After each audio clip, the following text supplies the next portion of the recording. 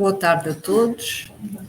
Sejam todos muito bem-vindos à Casa Espírita neste dia magnífico de 36 graus, pelo menos era o que o carro marcava. Fomos uns corajosos e estamos todos de parabéns, como dizíamos há pouco, não é? Porque escolhemos numa tarde destas vir dedicar um bocadinho, um tempo curto, passa num instante, do nosso tempo ao miminho da alma. Então, o tema que temos hoje é, como já viram aqui pela carinha laroca deles, é sobre o Dr. Bezerra de Menezes. Esperemos que seja uma inspiração para todos nós. Então, como habitualmente, nós fazemos uma prece de encerramento para nos ligarmos uns aos outros, em sintonia vibratória de harmonia, de paz, de carinho, de respeito, mas também para aqueles que do alto nos envolvem sempre, mas que nós somente abrimos campo de vez em quando. E quando vimos à Casa Espírita, é realmente aquele momento em que nós, como costumamos dizer, temos aquele chip e nessa altura, pelo menos, é certinho e direitinho que nos esforçamos para fazer subir o nosso padrão vibratório e ligar-nos a eles.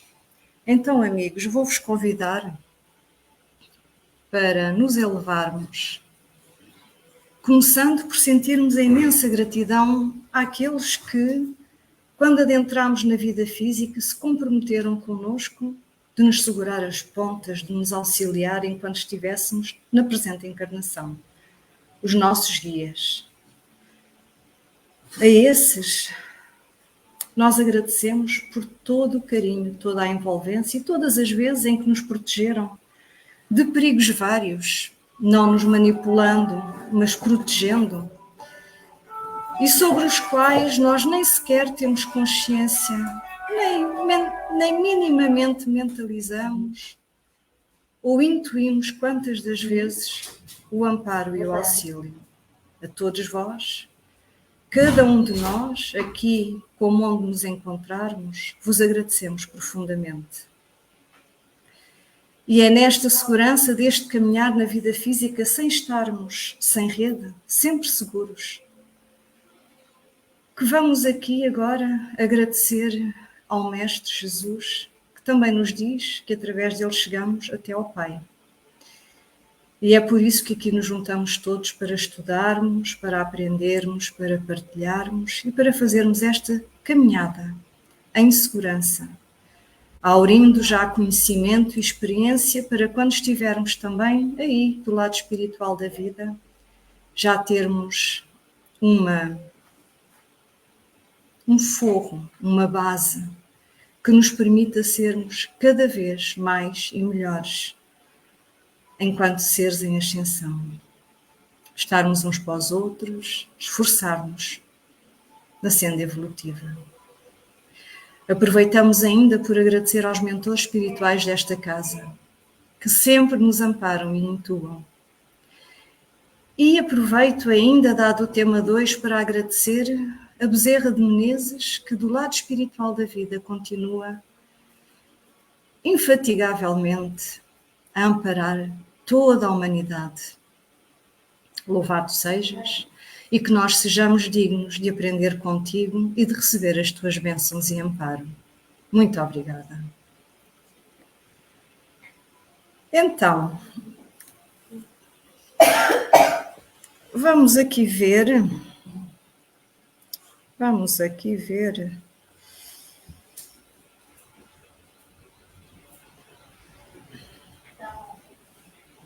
Exatamente. Vamos aqui ver o que é que se conseguiu descobrir um pouco sobre esta figura. Quem é que já ouviu falar de Bezerra de Menezes? Muito bem. Quem é que conhece bem, que possa considerar, tens aqui, quem é que acha que conhece a vida dele? Sim, eu também. Muito bem, então, para aqueles que não puseram os braços no ar, vamos aqui ver o que é que nós conseguimos aqui trazer de aprendizagem e de exemplo. Nós já falámos dele aqui realmente muitas vezes, mas quem é que ele é? Que informação nós podemos escolher? Eu podia começar por dizer que aquilo que o caracteriza, e vê-se nesta figura aqui representada, do seu rosto, este olhar profundo e bondoso, que é algo que sempre todos referem, esta profundidade de olhar e envolvimento amoroso, a caridade em ação. O que o caracteriza é realmente uma dedicação extrema ao próximo. Isto é difícil para todos nós, porque ainda ao dia de hoje, aliás, todos os dias, nós enfrentamos tantas contrariedades e é tão difícil mantermos ali o padrão vibratório e estarmos a pensar na doação ao próximo. Mas isto é realmente uma característica fundamental que Bezerra de Menezes tinha e certamente terá cada vez mais. Então vamos ver.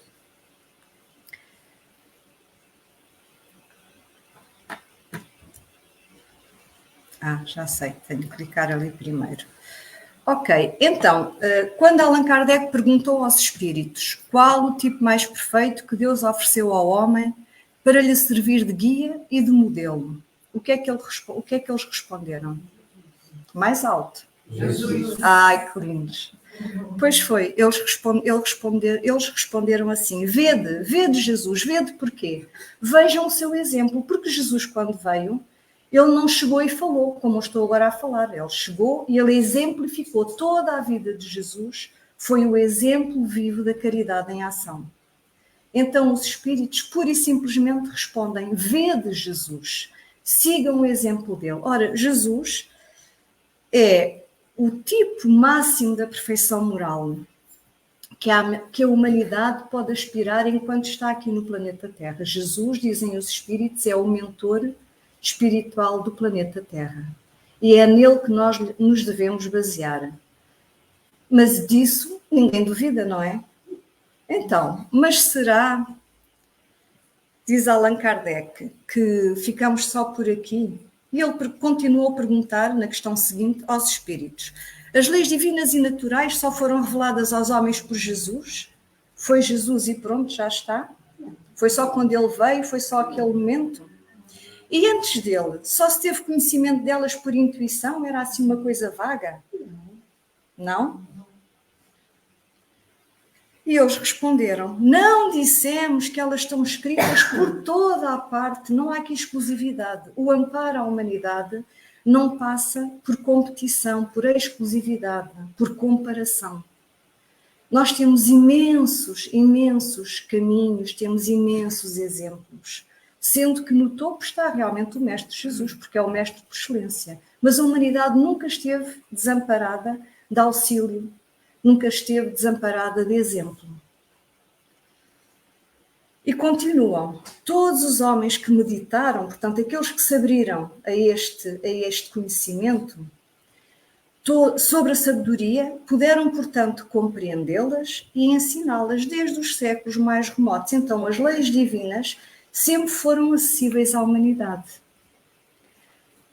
A bondade, a justiça, o amor e a caridade, que se podem resumir assim, todas as leis divinas, sempre foram acessíveis a toda a humanidade. Agora, será que nós, seres humanos, nos abrimos a elas ou andamos muito preocupados com o nosso umbigo? Esta resposta que aqui está é só um excerto da questão 626 e eu recomendo para quem quiser saber o resto que leia o Livro dos Espíritos, que é um manancial de informação que nos forra aqui a vida na Terra e a vida no lado espiritual.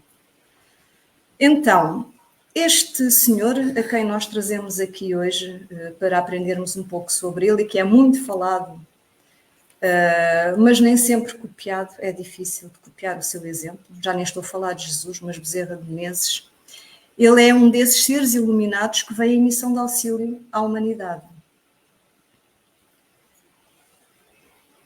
Ele nasceu com o nome de Adolfo Bezerra de Menezes Cavalcanti, nesta encarnação. Eu já percebi porque ele mais tarde declina este nome Cavalcanti. É mais enrolado de dizer, não é? Agora, uma brincadeira, ele realmente ficou conhecido por Bezerra de Menezes. Ele nasceu em 1831 e veio a desencarnar em 1900, portanto não foi uma vida muito longa, 68 anos, ia fazer ainda aos 69, mas estamos aqui reunidos hoje a falar dele, portanto, algo ele deve ter feito de bom, de bem. De exemplo, pois é. Então, ele foi médico enquanto profissão, foi militar, foi escritor, foi jornalista, foi político, foi filantropo, filósofo e expoente da doutrina espírita. No lado espiritual da vida, eu nem faço ideia o que é que ele possa ser. Só posso dizer que é um ser de luz. Ora, há uma coisa muito curiosa. Ele recebeu a alcunha de um médico dos pobres. Quem é que sabe porque é que ele recebeu esta alcunha? Ele tratava toda a gente. Doava-se, não era? Médico dos pobres. Eu também pensava isso. Mas chegou até a vender, acho que um anel que ele tinha, quando já não tinha dinheiro, para aviar a receita de uma paciente que estava quase a morrer, pegou o anel dele para que na farmácia aviassem, houvesse dinheiro, para aviar a receita para aquela criança, acho que era uma criança. Então, muito bem. Então, ele recebeu a alcunha dos pobres, do médico dos pobres, não como nós pensávamos, já vi que estamos todos em sintonia. Quando fui preparar este trabalho, descobri que ele foi apelidado de médico dos pobres pelos seus pares, que achavam ridículo, e de forma depreciativa, diziam, olha, o médico dos pobres, porque eles estavam enriquecidos, porque eles tratavam dos ricos.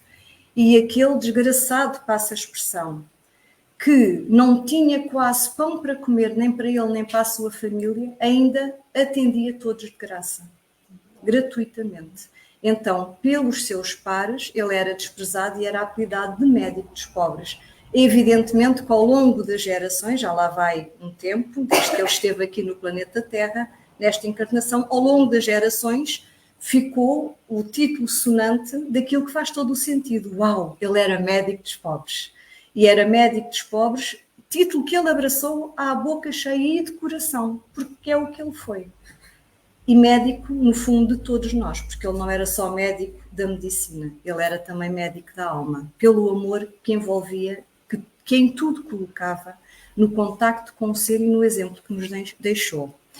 Então, uma coisa curiosa também não sabia, é muito giro quando nós nos pomos a fazer buscas até de assuntos que nós julgávamos saber, é muito gratificante. Uma coisa que eu não sabia, a família dele era descendente de um nobre rico português do Porto. Não fazia a mínima ideia. De qualquer das formas, o pai dele também pertencia às milícias, era GNR, portanto ele também vem assim de militarismo, nasceu no Ceará, ele, em Bezerra de Menezes, ali viveu, teve um interregno, saiu, depois voltou. Pronto, e como devemos calcular, ele teve assim uma vida muito atribulada. Acontece que outro dos apelidos que lhe foi atribuído é que ele era médico dos aflitos. E era, de todos os aflitos, quer fossem ricos, quer fossem pobres. Só que os ricos depois com o tempo deixaram de o procurar e ele acabou por se dedicar mesmo de alma e coração porque era onde estava o foco e a sua vontade. Era nos pobres, nos necessitados, porque para os ricos havia muitos para os tratarem. Mas também foi apelidado o apóstolo da caridade, quer dizer, uma pessoa com tanto título, com tanto exemplo, é muito importante nós conhecê-lo. Pelo menos um pouquito, porque nunca se consegue conhecer tudo. Há uma história muito engraçada e ele está cheio destas histórias enriquecedoras.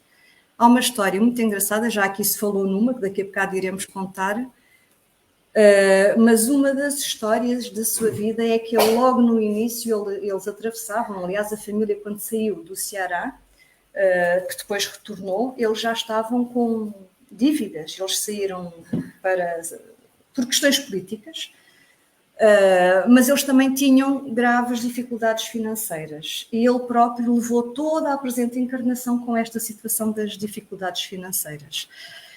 Quando ele retornou e foi estudar para a universidade, embora a faculdade fosse pública, ele tinha que pagar tudo aquilo que nós ainda hoje nos vemos desesperados com essas contas, não é? Há a casa, há as despesas todas inerentes a isso. E, claro, os livros, por muito que a biblioteca possa auxiliar, há sempre dificuldades, as propinas, há sempre dificuldades financeiras. E ele, se já antes não era nada abonado, pior ficou, com despesas acrescidas. Ele contraiu uma grande dívida. E estava à beira de ser... falta-me agora o termo... de ser retirado da sua casa, faltou-me agora o despejado, obrigada. Ele estava à beira de ser despejado da casa, e o que é que ele fez? Ele vinha da religião, ele vinha da Igreja Católica, virou-se para o alto e entregou a Deus, pediu auxílio. Ele entregou a Deus, olha, preciso de ajuda, já estou desesperado, já não sei o que é que é de fazer, auxiliem, por favor. Muito curiosamente, dizem que era uma determinada quantia que ele devia e que necessitava urgentemente naquele momento. Passado muito pouco tempo, batem à porta da sua casinha. E ele foi atender e era então um jovem, como vemos aqui, isto é uma coisa figurada, não é? Mas está bem conseguido. Batem à porta e era um jovem com um ar bem posto e perguntou-lhe, olha, o senhor é o Bezerra de Menezes? Sou. Eu venho mesmo à sua procura, sabe? É que eu preciso de umas aulas privadas, que ele já estava a dar aulas privadas, porque, já agora aproveito para dizer, este senhor, desde criança, que ele era assim, um supra-sumo em termos académicos. Ele, quando ingressou na escola primária, ele fez a escola primária em 10 meses. Por aqui nós conseguimos ver, os outros andaram lá aqueles 4 anos, ele fez em 10 meses. A seguir, ele aos 11 foi tirar Humanidades, aos 11 anos. Também cuidado da minha neta, não é? Foi tirar Humanidades. Portanto, ele era poliglota. Quando o professor precisava de se ausentar, ficava ele a lecionar, por exemplo, latim. Não faz mal, o professor não podia, tinha que ir ali, não sei o quê, não faz mal aquele aluno da aula, com tanta perfeição ou mais ainda que o próprio professor. Portanto, isto já era Bezerra de Menezes em criança. Então, quando ele se viu com dificuldades económicas, ele começou a dar aquelas aulas privadas, as tais explicações, como nós agora dizemos, de auxílio a quem necessitava. E ele dava 2 matérias, como está aqui, aulas de matemática e aulas de filosofia. Até se brinca a dizer que matemática não era a sua preferida. Eu nem sei se ele tinha preferência de alguma coisa, porque ele era tão bom em tanta coisa, mas pronto, vale a brincadeira. E que o aluno, aquela pessoa que lhe bateu à porta, precisava, era de instrução relativamente à matemática. Ora, se ele tinha mais tendência para filosofia, podia ter sido filosofia, mas não, foi logo matemática. E o curioso, até aqui está tudo normal, o curioso é que quando eles começaram a acertar, o aluno disse, não, mas olha, eu vou ter que começar já, eu tenho que começar já, porque o Bezerra de Menezes tinha que se preparar, não é? Eu tenho que começar já, olha, quero até já pagar adiantado, que é para depois vir e começarmos logo. E o Bezerra de Menezes disse, não, adiantado não, porque ainda não lhe fiz serviço nenhum, e depois eu ainda tenho que ir preparar a matéria, tenho que ver qual é o seu ano e preparar tudo. Não, deixe estar, olha, faço questão, disse aqui o futuro aluno, eu pago já, sabe porquê? Porque eu depois perco-me aí nessas vidas, a outra metade do estudante, perco-me aí nessas vidas, gasto este dinheiro e depois, olha, depois preciso de fazer esta aprendizagem e já não tenho. E pronto, tiveram ali um mate-mate, o que é certo é que acabou por ficar tudo marcado, o jovem pagou e até hoje o jovem nunca mais apareceu. Imaginem que o que ele lá deixou foi a quantia exata que ele necessitava. Foi aquela quantia que ele necessitava para fazer a sua despesa. Está, querida? Então, nós temos aqui representado que isto foi um auxílio do alto, não é?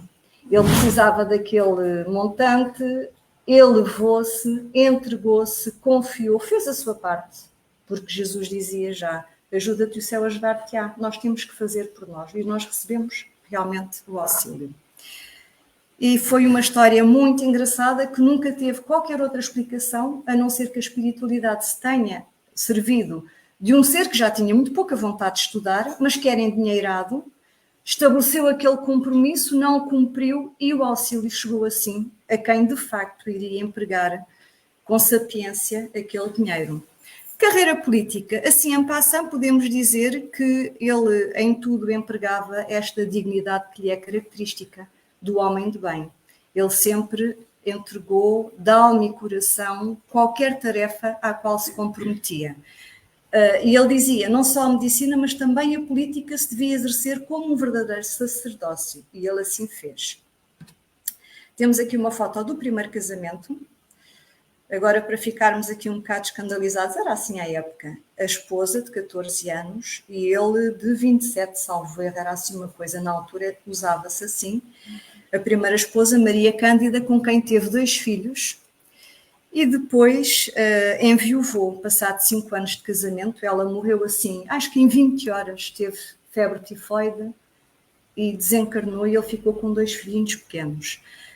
Esta senhora é irmã da parte da mãe da anterior esposa, foi tomar conta dos sobrinhos, foi lá para casa, foi tomando conta dos sobrinhos e até por pressão da mãe, ela já era da casa, até por pressão da própria mãe, que tinha as 2 filhas, ela devia gostar mesmo, era do genro, não é?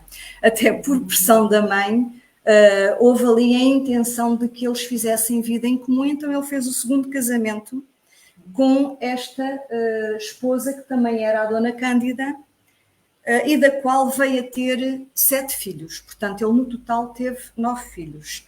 Nem imagino o que seja 9 filhos para quem já não tem grandes recursos financeiros. Há de ter sido uma dificuldade extrema.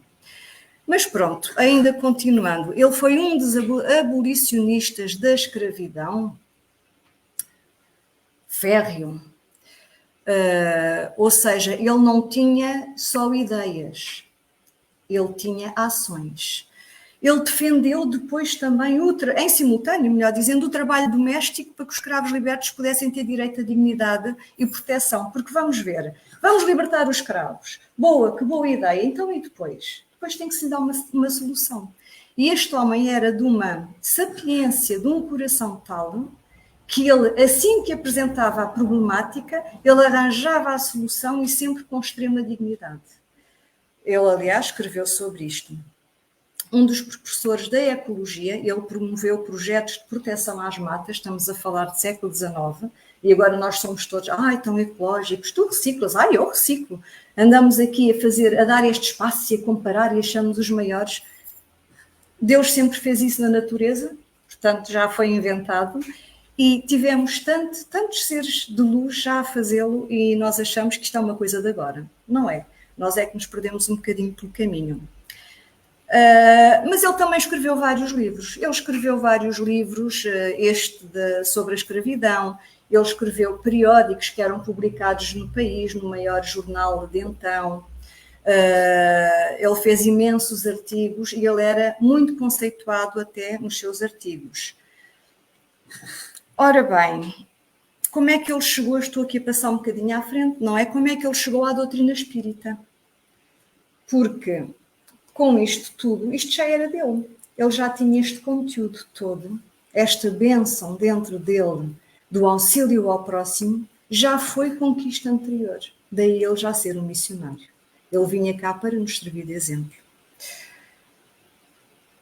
Então, vamos aqui ver, através do Divaldo, como é que... E é nesse empenho que ele vai acometido de uma dermatose quase que curável. Os médicos da época, inclusive, que era homeopata, é um dos pioneiros da homeopatia no Brasil, não encontram nenhuma solução. E certo dia, um amigo que ele conhecia a doença, morando na Tijuca, disse: doutor Bezerra, eu ontem estava em Niterói e tem ali uma reunião espírita. Ele não tinha ideia daquilo de que se tratava. E então, na hora que veio o espírito médico, que nos atende, orientando-nos, eu me lembrei do Senhor e pedi uma consulta para o Senhor. O espírito pediu o seu endereço de residência. Eu não me lembrava do número, mas eu tenho o seu endereço. Ele veio aqui e disse que o senhor era portador de tal enfermidade. E receitou tais remédios homeopáticos. O doutor Bezerra achou aquilo muito interessante, porque o amigo não entendia nada de medicina. E aqueles remédios eram realmente próprios para aquela doença que foi anunciada e que ele não achava ser portador da mesma. Mas, como já estava bem desenganado, ele mandou preparar e começou a tomar utilizando a tintura mater. Aos 5 dias, a proposta da saúde estava numa recuperação tão fascinante que ele disse: eu não acredito em espírito de bom, mas eu estou diante de um fato científico. Alguém falou sobre mim sem me conhecer. Receita-me sem ver a doença. Coincidência ou não, eu estou quase curado. Eu queria conhecer isso, porque isso é uma coisa interessantíssima. E foi a Niterói, por volta de 1856, 57. Tudo era muito difícil, como se pode imaginar. Era uma viagem. Se atravessava a Baía de Guanabara em barcas, como ainda hoje. E então, indo ao Cêntaro, manifestou-se um espírito, através do médium, que era familiar do Dr. Bezerra. E de quem o Dr. Bezerra não se lembrava. Falou com ele demoradamente, ele achou interessante o que aquele ser que falava, e achou muito parecido com determinada pessoa da família. E ao fim, o espírito disse: realmente, você está pensando em fulano. Ele ficou mais surpreso. E perguntou como é que o espírito pôde diagnosticar o seu problema. O espírito lhe disse: mas eu fui médico. Declinou o nome, ele não conhecia. Mais tarde, fazendo pesquisa, ele descobriu que havia sido um médico que fizera seu curso no Rio de Janeiro e houvera sido famoso no começo do século XIX. Então ele voltou à reunião. E nas vezes que ele voltou, comunicaram-se espíritos diferentes. E ele ficou cada vez mais surpreso. Como médico, ele achou que aquilo deveria ser uma telepatia, um estado exaltado da consciência histeria, é uma das definições. Uma forma esquizofrênica de percepção. Quando, digamos que 2 meses depois da sua experiência, ele sai do seu consultório, na rua 7 de setembro, para treinar um local sobre uma farmácia homeopática, onde ele realizou seus trabalhos. E alguém aproximou-se dele e disse assim: Dr. Bezerra, eu tive uma ideia de que o senhor estava lendo esse livro. Era uma pessoa que eu não conhecia. E deu-lhe o livro dos Espíritos. Ele achou estranho o livro dos Espíritos. Um nome um tanto peculiar. Pegou o bonde, que para ele na Tijuca, e bonde era muito longe, e é. E ali no bonde ele foi lendo. E foi sendo tomado de surpresa. Abria ao acaso, é um livro expressivo.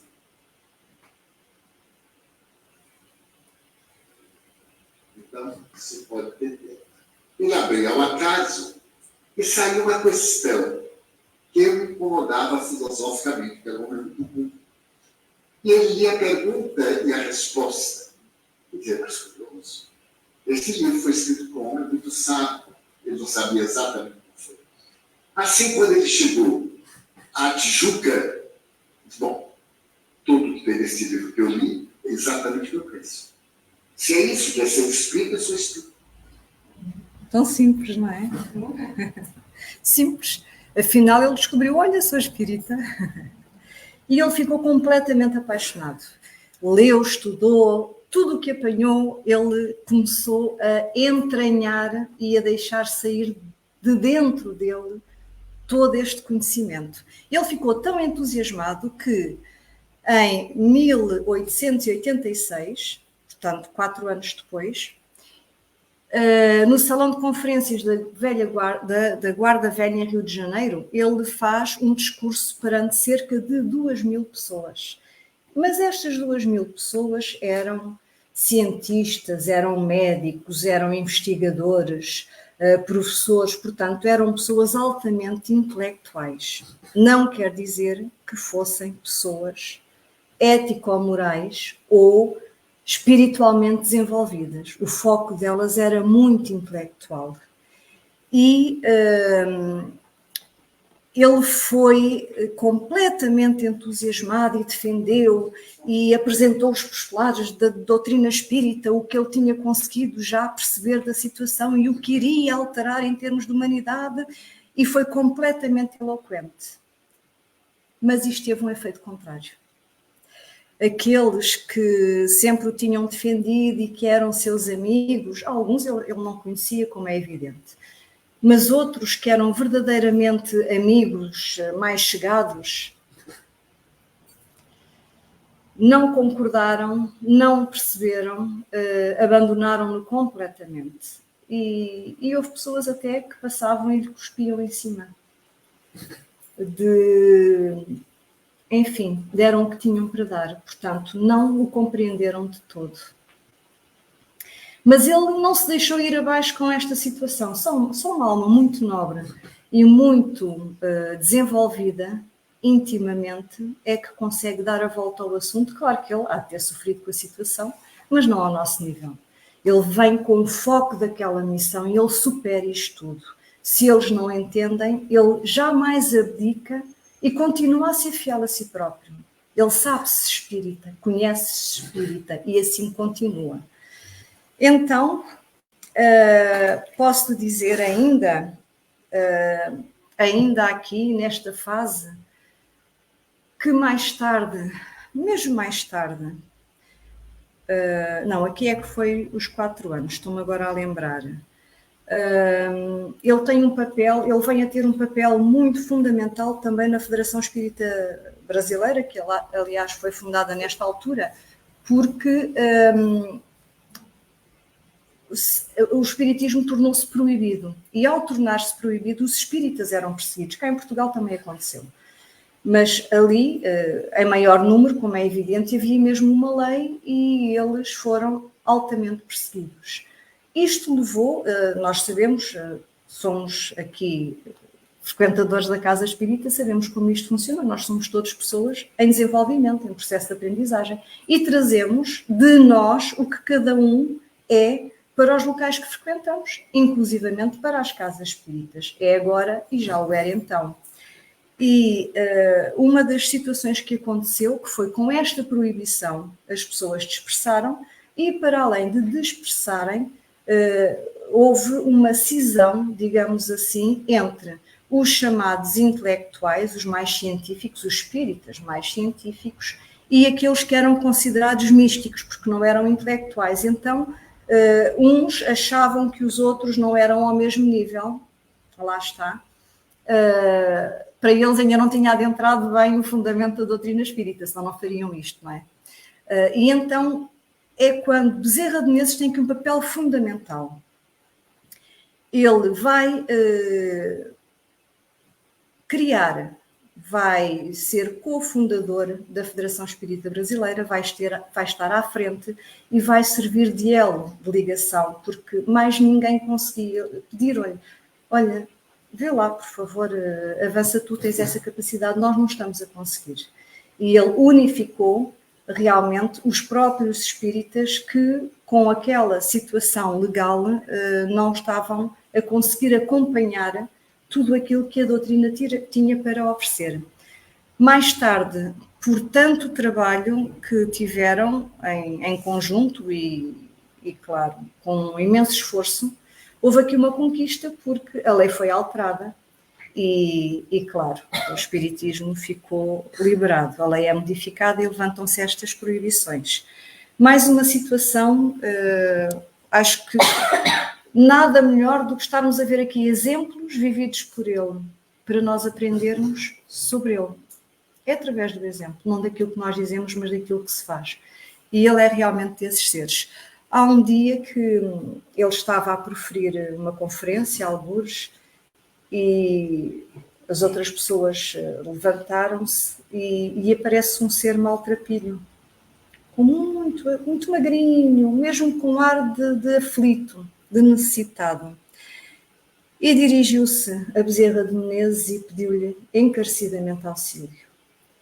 Ele não comia já há vários dias, mas tinha mulher e filhos em casa doentes porque não tinham o que comer. E não tinham as condições básicas. E pediu-lhe auxílio. E Bezerra de Menezes estava sempre a doar-se, mas também a dar o que tinha. E ele pôs as mãos nos bolsos. Mas ele naquele dia já tinha dado tudo o que tinha, que também não era muito. Já não havia nada, já era o final do dia. Ele já tinha auxiliado tanta gente. Então, quando põe as mãos nos bolsos, estavam vazios. E orou mentalmente, pediu ajuda e veio-lhe aquela intuição e virou-se para o Senhor e perguntou-lhe: acredita no amor de Maria de Nazaré? E o maltrapilho respondeu: acredito. E Bezerra deu-lhe um imenso abraço, inundou-o de luz de amor e disse-lhe: olha, então vá para casa, ponha um copo de água, ora a Maria de Nazaré e bebam essa água antes de irem dormir, toda a família. E confie, porque melhores tempos virão. O senhor foi-se embora, Bezerra seguiu com a sua vida. Passado uns tempos, vem um senhor dirigir-se a ele, que ele não reconheceu, não tinha nada a ver com o maltrapilho que ele tinha conhecido, e que lhe diz assim: o senhor lembra-se de mim? E ele percebeu. Ah, muito bem. Então, ele disse: olha, eu fiz tudo o que me disse. Não sei como é que o senhor conseguiu, não sei o que é que aqui se passou. Eu só sei que no dia a seguir nós acordámos sem fome, cheios de vitalidade e já não estávamos doentes, nem as crianças estavam doentes. Então, com aquela força anímica, eu tive a intuição de, ao procurar emprego, de bater numa determinada porta e deram-me emprego.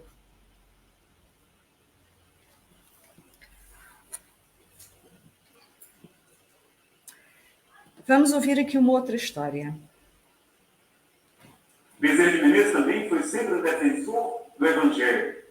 Ele dizia que o Evangelho é a pedra fundamental da doutrina espírita e que a terceira revelação jamais se agigantaria se não estivesse alicerçada em bases cristãs. E devemos trazer, então, a vivência do Evangelho. Há uma discografia também dizendo que nós estamos repletos de oradores flamívolos, mas com pouca prática, com pouco devotamento, com pouca dedicação. Então, deveríamos preservar, sobretudo, a caridade. Há uma passagem também em que uma senhora vai visitar Bezerra de Menezes, subindo as escadas do seu consultório, trazendo uma criança muito enferma, ela muito pobre. Quando adentra no consultório simples, ela coloca a criança sobre a mesa e diz: doutor Bezerra, o senhor tem que salvar o meu filho, ele está morrendo. É uma senhora muito pobre, muito simples. O doutor Bezerra examina a criança, percebe que ela traz problemas gastrointestinais, mas que estavam agravados, sobretudo, pela fome.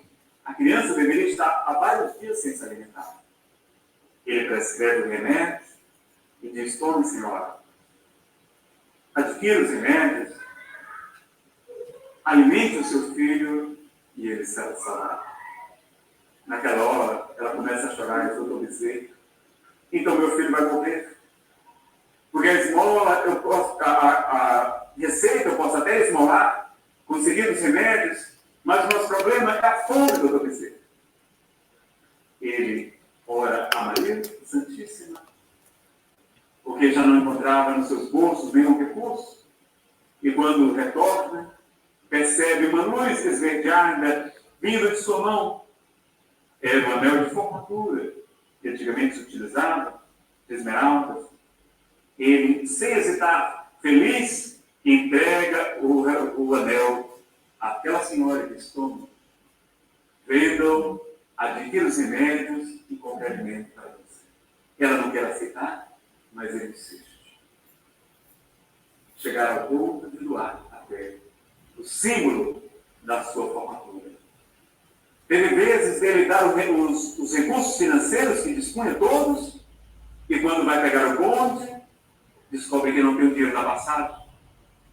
E caminha largamente da Avenida 7 até a Tijuca, chegando várias horas da madrugada, cansado, extremado, mas com a certeza de poder ter ajudado os seus.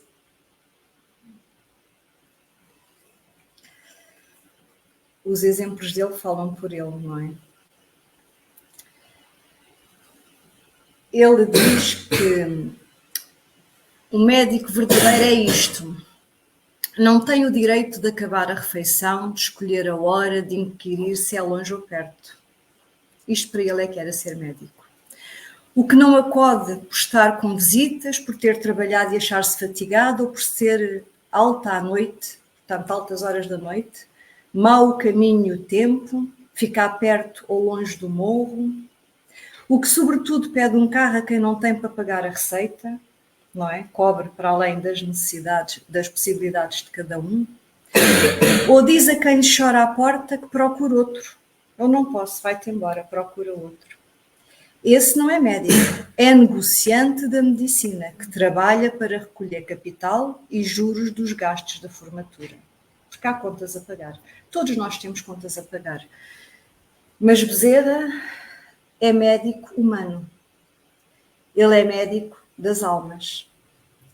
Ele está para a humanidade. Ele não está para fazer carreira. É diferente. Eu lembro-me de uma situação em que, pronto, ele tinha muitos filhos, não é? Em que um dos seus filhinhos, isso devia acontecer imensas vezes, um dos seus filhinhos também ficou doente. E vem a notícia de que o filho de um outro alguém que não tinha recursos estava gravemente doente. E pedem encarecidamente, vá, doutor Bezerra, vá, que a criança pode morrer, está com altas febres, auxilie. E ele tinha em casa um filho muito doente também. E quando trocou de olhares com a esposa, ele diz à esposa: o meu filho tem pai médico, aquele filho não. E ela disse-lhe: vai. É um trabalho de equipa, não é? E foi, e tratou aquele filho, e depois mais tarde veio tratar o dele. Mas o amor dele é tal que ele não se põe nem à sua família à frente de ninguém. Ele consegue ter isenção. Todo ele é caridade. Era antes, sê-lo-á agora. E cada vez mais nós estamos sempre em desenvolvimento. Então é assim que este médico, que também foi médico homeopata, também foi cirurgião, que foi uma série de coisas, ele também foi pai de muitas crianças, de muitos seres, e ele também passou pela dor de perder 2 seres, 2 filhos. 2 dos seus filhos faleceram. Estou-me a lembrar também a situação do mais velho, primogénito, era o Adolfo Júnior. E antes dele falecer, ainda em vida do pai, ele descompensou o filho e passou por uma doença grave de demência. Então, nesta aprendizagem, o pai faz um estudo de 10 anos, sobre a demência, no prisma da doutrina espírita e no prisma da medicina. Então, o que vem dele é duplamente enriquecedor, porque ele não tem só o conhecimento académico, ele não tem só a sapiência intelectual, ele tem a alma e o coração e tem o conhecimento doutrinário, e ele conjuga tudo, ele consegue conjugar tudo. Então, as obras que ele deixou para a humanidade, aliás, esta obra que eu estou agora a referir-me, que tinha a ver com um novo olhar sobre a demência, se não estou em erro, era algo assim do nome, um nome assim parecido,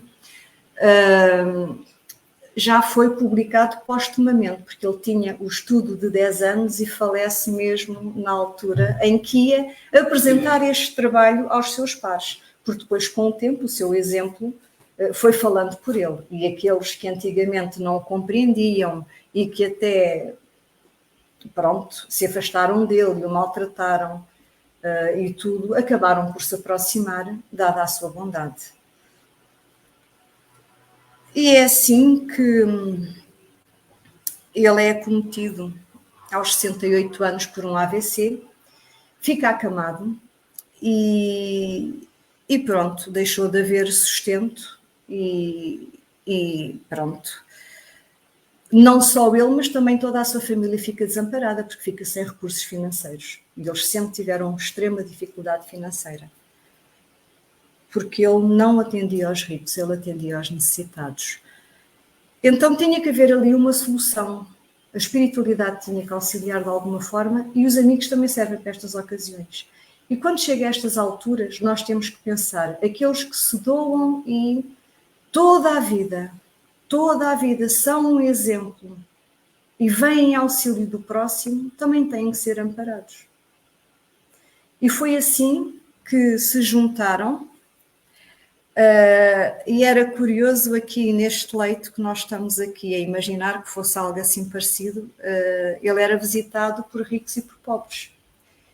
E tanto os ricos como os pobres, quando passavam por aquele ser acamado, iriam dar o cumprimento para não o humilharem, e até porque ele nem tinha condições de agradecer, ele estava à morte, com um AVC, colocavam debaixo do travesseiro, chegavam lá e colocavam uma moedinha ou o que pudessem debaixo do travesseiro para auxiliar a família. Mas aquilo, pronto, por si só não chegava. E então, um grupo de amigos orientado por Leopoldo Cirne organizou uma comissão sob a presidência do então senador da República, que se chamava Quintino Bocaiúva, promovendo espetáculos e concertos de natureza artística em auxílio da família do Allan Kardec brasileiro, um outro nome que lhe foi posto, mas que eu guardei agora para o fim. Porque, de facto, aquilo que Allan Kardec nos ofereceu com o seu trabalho, juntamente com a espiritualidade, Bezerra também o fez de uma outra forma, cada um do seu jeito. E se formos comparar, se França teve Allan Kardec, o Brasil teve Bezerra de Menezes.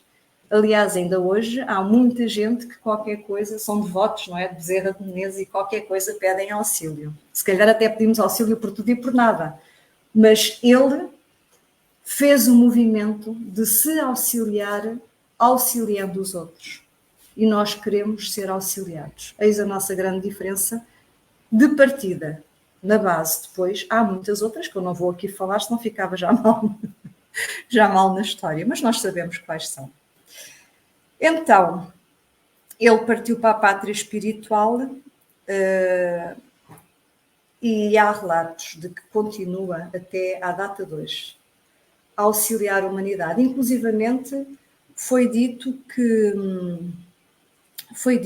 quando chegou à pátria espiritual, que Maria, como é que era? Celina,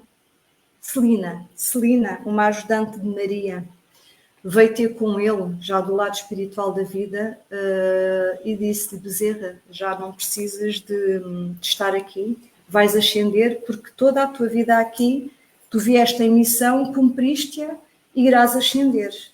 E ele disse: não, por favor, peçam a Maria que eu possa continuar a servir a humanidade, porque a humanidade precisa. E eu assim o farei. E foi concedida essa graça, e a nós também. Enquanto tiver uma lágrima correndo, exatamente, eu estarei lá. Então, diz outra vez para se ouvir lá em casa. Foi a frase que ele usou, foi a resposta que ele deu. Diz outra vez para se ouvir lá em casa. Enquanto houver uma lágrima escorrer dos olhos, né, dos meus irmãos, eu estarei lá para ajudar.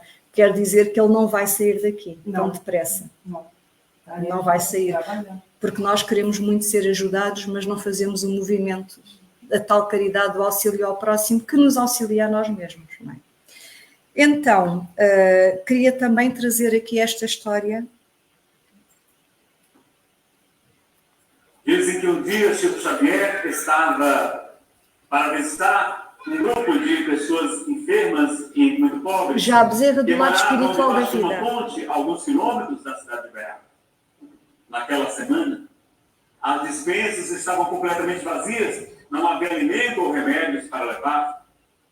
E ele começa a orar, o Dr. Bezerra de Menezes aparece e diz: Chico, não se preocupe, coloca algumas garrafas de água, nós vamos purificar, você poderá levar para levar algum alívio para os nossos irmãos sofredores. Chico estende suas mãos, orando a Deus, e aquelas águas que ficavam leitosas, ricas, dos fluidos de efeitos físicos de que era portador, Francisco Cândido Xavier, são ali preparadas e levadas para o local.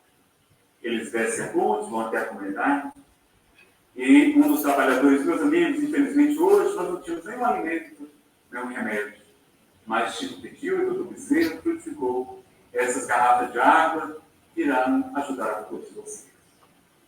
Mas um dos rapazes que estava ali levanta-se e diz: por que vocês vieram então? A água nós temos aqui do rio. Se não tinham nada, não deveriam ter intervindo. Mas, por outro lado, uma senhora levanta-se e diz, compadecida: meus amigos, todos os meses eles nos visitam trazendo alimento, remédio. Somente porque hoje não tiveram nada para trazer, nós vamos tratá-los assim. Vamos ficar com a água magnetizada do Dr. Bezerra de Menezes. Enquanto estão ali discutindo, soa uma buzina de caminhão. Pom, pom, pom, pom.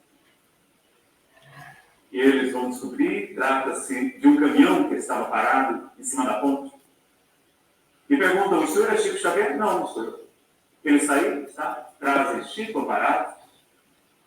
Eu venho em nome de um empresário de São Paulo, que, tendo recebido os consolos das discografias de que o senhor foi portador, mandou trazer um caminhão repleto de alimentos para o senhor doar para os necessitados. Foi aquela festa, eles distribuíram os alimentos, ainda sobra muito para ajudar os outros grupos de trabalho. Mas Chico fica intrigado e pergunta: mas como é que o senhor, motorista, não descobriu aqui? Porque eu não me recordo que houvesse ninguém em casa, já é tarde. Não, o senhor não mora na rua X, número Y? Sim, é verdade. Pois quando eu lá cheguei, havia um senhor de barbas brancas, de olhos claros, e eu lhe perguntei: o senhor é Chico Xavier? Não, não sou eu. O senhor sabe onde ele se encontra? Perfeitamente. E apontou, ensinando o caminho para eu chegar até aqui. Era Bezerra de Menezes que se materializaram para apontar o caminho dos justos, o caminho onde estava o nosso querido Chico. Relatado por Nazareno Feitosa. O outro palestrante, eu escuso dizer que era o Divaldo, não é? O anterior. Pronto. E há imensas histórias, portanto, há as durante a vida física e há as que continuamente existem. Bezerra de Menezes, já do lado espiritual da vida. Gostaria de encerrar esta exposição com uma mensagem que está contida no livro O Evangelho segundo o Espiritismo e que foi ditada a um médium por este espírito protetor que deu como nome Constantino, isto em 1863, que diz assim: bons espíritas, meus bem-amados, sois todos obreiros da última hora. Nós somos todos chamados a servir. Bem orgulhoso seria aquele que dissesse: comecei o trabalho ao alvorecer do dia e só o terminarei ao anoitecer. Nós chegamos, cada um no seu tempo. É quando é o tempo de cada um. Não nos vamos comparar. Todos viestes quando fostes chamados, um pouco mais cedo, um pouco mais tarde, para a encarnação cujos grilhões arrastais. É difícil estarmos aqui na vida física, não é? Mas há quantos séculos e séculos o Senhor vos chamava para a sua vinha, sem que quisesseis penetrar nela. Ei-vos, no momento de embolsar o salário. Nós agora já abraçamos este convite. Empregai bem a hora que vos resta e não esqueçais nunca que a vossa existência, por longa que vos pareça, mais não é do que um instante fugitivo na imensidade dos tempos que formam para vós a eternidade. Nós achamos que a vida física, nós andamos aqui no dia a dia como se isto não fosse ter fim. Nós não nos preocupamos no burilamento, no melhoramento íntimo, na autovigília, no orar e vigiai, como dizia Jesus, não é? No estarmos conhecer-nos a nós próprios, como incansavelmente falamos no curso básico, para nos tornarmos cada vez seres melhores. Bezerra de Menezes nasceu assim porque ele já tinha feito todo este processo, era uma conquista que ele já tinha feito ao longo das várias encarnações. E nós devemos começar a qualquer momento. E é esse convite que fica aqui para nós agora. E é este despertar que já em 1873 este espírito alerta a humanidade. Olha, metam-se a caminho. Porque se estão agora na vida física, se estamos agora na vida física, quando dermos por ela, nós vamos estar do lado espiritual.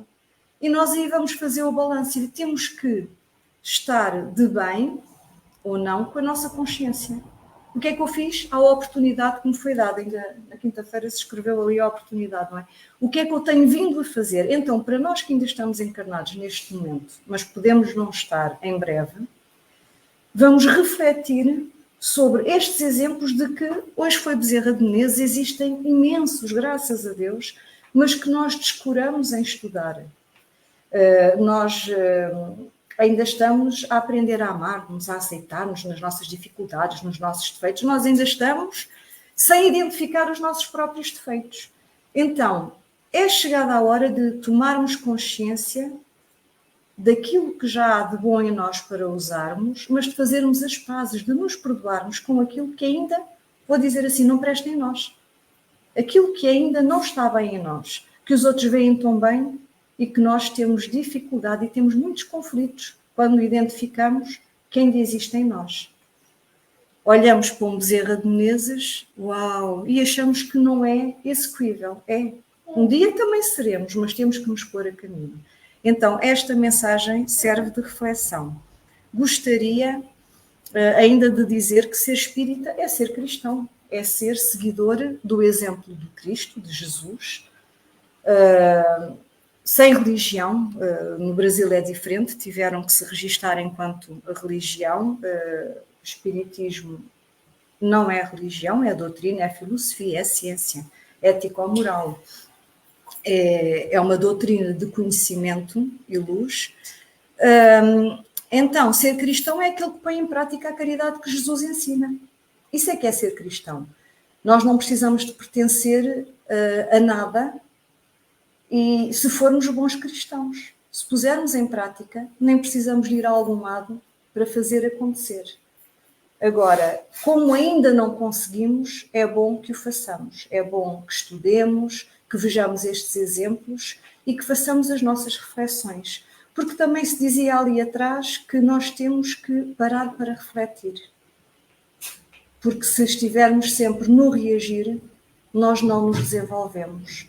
Nada alteramos. É a religião do amor.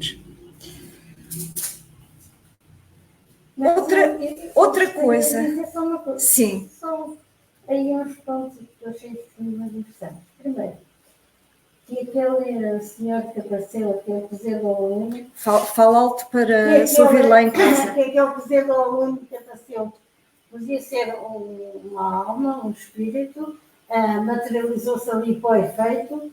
Segundo, que a água realmente é extremamente poderosa e que consegue-se emanar tudo através da água. E, portanto, Bezerra de Menezes foi um curador. Veio com o objetivo de ser um curador. Ele pode ter sido médico, intelectual, professor, sei lá mais o quê, mas, sobretudo, ele é um curador. Ele é. E ainda hoje, porque a vida espiritual é uma continuação desta, não há quebras, ainda hoje, em Portugal mesmo, eu não falo do Brasil, o Brasil é um caso especial, em Portugal hoje, se trabalha com Bezerra de Menezes e com muitas curas comprovadas. Sim. E que os milagres ainda existem hoje, embora as pessoas não acreditem neles, mas continuam a existir em cada casa, em cada trabalho de médium, seja no que for. Exato. Continuam a existir. Bezerra de Menezes é um espírito extraordinário. E quando realmente chegou aquele caminhão, e quando realmente ele dá a água àquele mendigo para dar em casa, Jesus fez isso com maná. Exato. Jesus fez isso com Maná. Claro. Eu queria só aproveitar para deixar aqui o convite para lermos o Céu e o Inferno, o livro O Céu e o Inferno, relativamente à questão dos milagres. Vamos pôr aqui os milagres entre aspas, que é a explicação do o que é que são milagres. Vão ver. Leiam também a Gênesis, outro livro espetacular, onde conseguimos... E que hoje vai sair alguém. E que hoje vai sair alguém, muito bem. Portanto, há uma necessidade de conhecermos, de estudarmos, de aprendermos, para que depois também já nos seja natural e consigamos pôr em prática em cada momento. Queria ressaltar ainda essa situação da hipótese de que aquele jovem estudante que apareceu logo no início aqui desta exposição e do início de vida adulta de Bezerra, de ser um ser materializado. Podia ser, no entanto, quantas vezes a espiritualidade, sem necessidade desse consumo de energia e de ter que ter ali o material ectoplasmático, etc., e um médium à disposição, quantas vezes a espiritualidade se serve de cada um de nós, nas nossas imperfeições que já iremos cometer, porque aquilo que nos é natural, tal e qual como nós que somos pais, estamos mesmo a perceber que um filho nosso vai fazer determinada escolha, que até não lhe convinha, mas nós estamos a perceber que a vai fazer. Então, se a vai fazer, nós podemos utilizá-la em benefício de alguém. E acredito, vale o que vale, portanto também é uma hipótese que a espiritualidade, até acho que referi isso, tenha aproveitado ali a imperfeição daquele jovem que era abonado financeiramente falando e que tinha precisamente aquele valor disponível, então intuíram-no a ir lá e a entregar logo aquele impulso, não, eu quero pagar já, não, venha depois, não, eu quero pagar já. Eles estiveram ali naquele jogo até que Bezerra disse, ok, pronto, então vamos lá, eu vou preparar, tudo bem, começa dia tal, e o rapaz nunca mais apareceu. Ora, acredito que seja um aluno com pouca vontade, endinheirado e que a espiritualidade tenha aproveitado. E a própria doença de Bezerra Menezes, a doença da pele. A forma de o levar ao espiritismo, o despertar. E todos nós temos a nossa forma. E isso é os propósitos. Tudo é oportunidade. Tudo é oportunidade. Agora, para nós, que nos é mais difícil porque, pronto, olha, falo por mim, dá a imperfeição, não é? Conseguirmos identificar em cada situação que nos contraria uma oportunidade de crescimento e de auxílio ao próximo, Gratos pela situação. Ainda vai muito poeticamente, porque depois, posto em prática, nem sempre conseguimos pôr.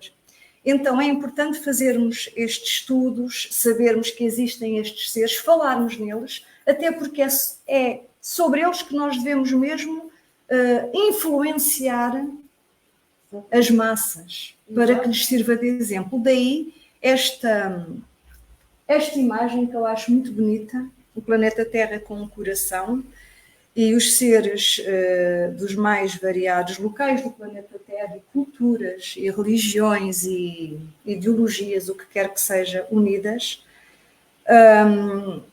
E gostava de deixar aqui uma última mensagem, também um despertar para todos nós, que tem a ver com as nossas crianças, com os nossos jovens, porque são as gerações do futuro. Porque é que nós continuamos a permitir que as crianças e os jovens tenham como heróis os influencers que são altamente materialistas e perniciosos, a maioria, e os super-heróis da ficção, da banda desenhada, Dos filmes. quando temos tantos exemplos reais? Este foi só um. Nós temos imensos exemplos reais que certamente trarão o impulso necessário à ascensão da humanidade. Então, isto vem para cada um de nós. Nós temos esta responsabilidade. Nós não vamos achar que é só o outro. Porque se nas escolas, se nos locais públicos, se nos TikToks, nos influencers, começarmos a enviar este tipo de informação e retirar o que não presta, nós vamos lá, nós conseguimos. Então, sem falar mais, gostaria realmente de deixar aqui esta reflexão e vou somente dizer que me servi essencialmente do Evangelho segundo o Espiritismo e do Livro dos Espíritos enquanto material doutrinário. Estes vídeos, os vídeos que fomos passando são ali, estão ali os links. Recomendo, há muita informação, se nós quisermos. Isto é um convite para todos fazermos buscas. Há muita informação no YouTube, façam busca. Inclusivamente o filme Bezerra de Menezes, O Diário de um Espírito. Mas há outros, há reportagens muito completas, muito boas. As imagens foram da inteligência artificial e algumas da internet. E recomendo também que vejam aqui este canal Filosofia Espírita, que também aprendemos muito. Há outros. Nós, ao fazermos buscas, devemos realmente ir abrir-nos a mais conhecimento. Leiam os livros doutrinários para percebermos daquilo que estamos a falar. Nós, no fim de termos um fogo de conhecimento, podemos abranger o leque e fazer outro tipo de buscas. Mas também é importante começarmos pela base. Fica também o convite para que vão às casas espíritas e que tirem os cursos básicos, que, como o próprio nome indica, fornece as bases para, a partir dali, nos construirmos em sabedoria. Há muitos... da Terra é da Neta. Como? Aquela imagem que está com o coração do planeta Terra. Foi criada pela inteligência artificial. Eu gostava de ter. Está bem. É possível? É. Pode mandar para o meu telefone. Tirando a fotografia, Sim. vendo a sua palestra em casa, e quando aparecer a imagem, tirei a fotografia com o telemóvel e Como é que faço? Nós já combinamos, está bem? Tá. Então, também quero dizer que existem vários autores biográficos de Bezerra de Menezes. Cada um acrescenta um ponto. Em cada um aprendemos coisas diferentes. Cada um faz a sua exposição num prisma diferente. E, às vezes, o mesmo autor apresenta vários prismas, vários caracteres únicos de Bezerra de Menezes. Eu gostava só de nomear aqui alguns, existem outros. Estou-me a lembrar aqui, eu tenho aqui o Alessandro César Bigueto e a doutora Dora Contrim. Luciano Klein Filho dedicou mais de 30 anos no estudo da biografia de Bezerra de Menezes. Silvio Brito Soares, Presalindo Leri Santos. Este Presalindo é de 1880. Ainda Bezerra de Menezes estava vivo e já havia alguém ocupado a fazer a sua biografia. Vejam a riqueza de conteúdo e de exemplo que ele é. É uma das obras pioneiras. Pronto, e era basicamente isto. Queria somente agradecer pela oportunidade de aqui estarmos nesta partilha e pronto, se quiserem colocar mais alguma questão, abrimos só aqui mais uma oportunidade, porque também fomos acabando por comentar qualquer coisita.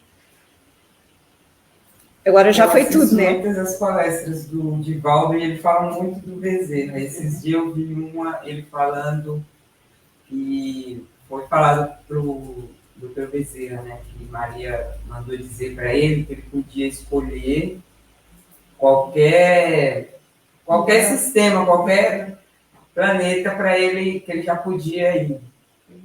Aí ele falou que não, que ele, se ele pudesse, ele queria continuar olhando pela humanidade, mas queria continuar sendo ali estando ali no Brasil ali. Se fosse para ele, se ele pudesse voltar, ele até voltaria para lá mesmo.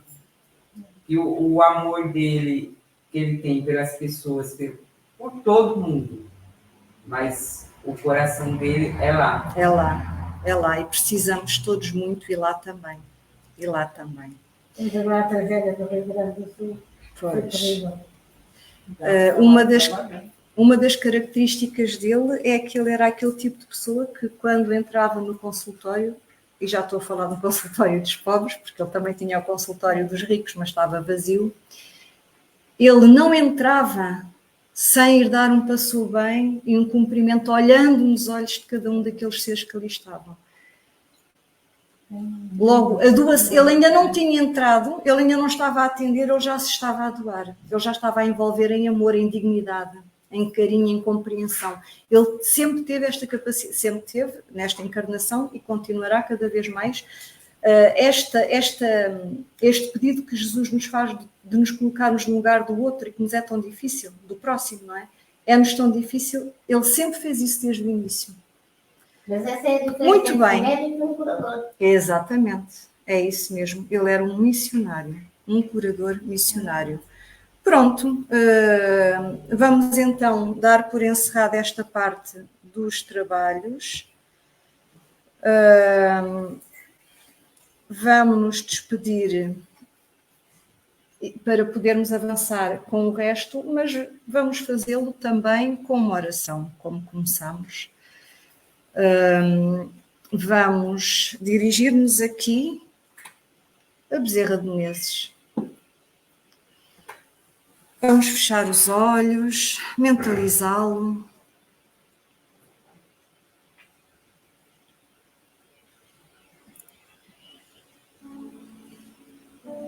E agradecer-te pelo exemplo nobre que nos dás. O exemplo da cura das almas, do corpo, do perispírito. O exemplo da postura que todos nós podemos e devemos alcançar. Quer nos encontremos na vida física, quer estejamos na vida espiritual. Obrigada por te sabermos connosco, amparando-nos, intuindo-nos, auxiliando-nos e vindo em socorro quando pedimos. Saberá Deus quantas vezes, sem seres nomeado. Que este auxílio que tanto prestas à humanidade seja rodeado de bênçãos de luz e que Jesus te envolva cada vez mais no amparo, na orientação e na proteção de que és merecedor.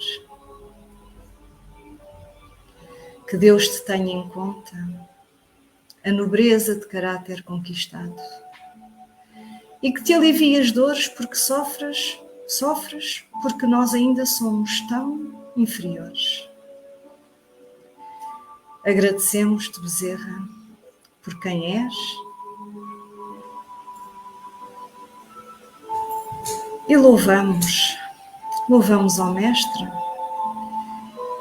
porque nos chama a que cada um de nós possa vir um dia a ser um pequenino Bezerra, desde que nós assim o queiramos. Em gratidão pelo exemplo vivo, pelo exemplo histórico, pelo exemplo verificável, enquanto aqui nos encontramos nas labutas da vida física. Que Deus nos abençoe a todos e que ao regressarmos a casa, quando formos fazer as nossas orações, nos lembremos também não só de pedir, mas de agradecer e de louvar. Porque sem o amparo do alto, quem seríamos nós? Para todos nós, em ambos os planos, lembrarmos do exemplo de que servindo somos servidos e que sem a caridade não há salvação. Muito obrigada.